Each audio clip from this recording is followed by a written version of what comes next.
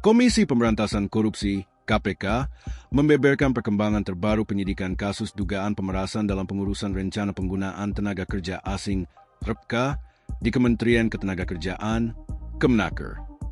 Dalam perkara ini, tersangka Heri Sudarmanto HS, mantan Sekretaris Jenderal Kemenaker, diduga menerima aliran uang dari para agen tenaga kerja asing dengan nilai sedikitnya 12 miliar rupiah. Juru bicara KPK Budi Prasetyo mengungkapkan bahwa praktik penerimaan uang tersebut berlangsung dalam kurun waktu yang sangat panjang, yakni sejak 2010. Dugaan itu mencakup berbagai jabatan strategis yang pernah diemban Heri, mulai dari Direktur PEPA, Dirjen Bina Penta, Sekjen Kemenaker, hingga pejabat fungsional utama. Menurut KPK, aliran dana itu tidak berhenti meskipun Heri sudah pensiun. Bahkan, hingga 2025, ia diduga masih menerima setoran dari para agen TKA. Penyidik menaksir jumlah uang yang masuk ke kantong pribadi Heri setidaknya mencapai 12 miliar rupiah. KPK menilai pola pungutan ini bukanlah praktik sporadis, melainkan sudah terstruktur dan berlangsung secara sistematis selama bertahun-tahun.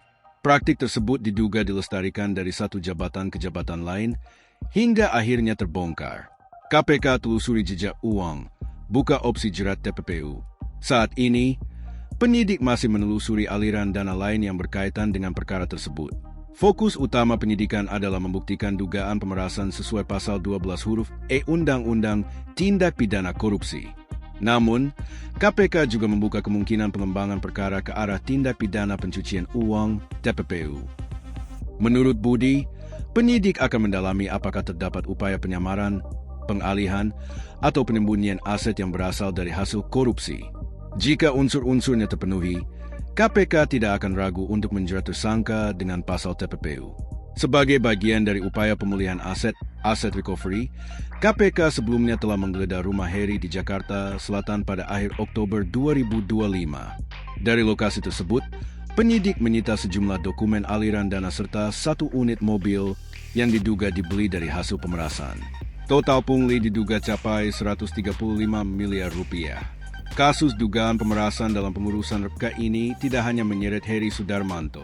KPK mengungkap, sindikat pejabat di lingkungan Kemenaker diduga telah mengumpulkan uang pungli hingga 135,3 miliar rupiah. Praktik ini disebut berlangsung sejak 2010 hingga 2025 dan melibatkan sejumlah pejabat lintas periode. Pada Desember 2025, 8 mantan pejabat Kemenaker telah didakwa di pengadilan Tipikor dengan total penerimaan mencapai 135,2 miliar rupiah. Sementara itu, pada Januari 2026, Heri ditetapkan sebagai tersangka baru dengan dugaan penerimaan pribadi sebesar 12 miliar rupiah. Kronologi singkat kasus. 2010-2015, Heri menjabat Direktur PEPA Kemenaker, mulai diduga menerima aliran dana dari agen pengurusan izin TKA. 2015-2017, menjadi Dirjen Bina Penta, praktik pungutan disebut terus berlanjut. 2017-2018, saat menjabat Sekjen Kemenaker, pola pungutan diduga semakin sistematis. 2018-2023, menjadi pejabat fungsional utama, aliran dana masih mengalir.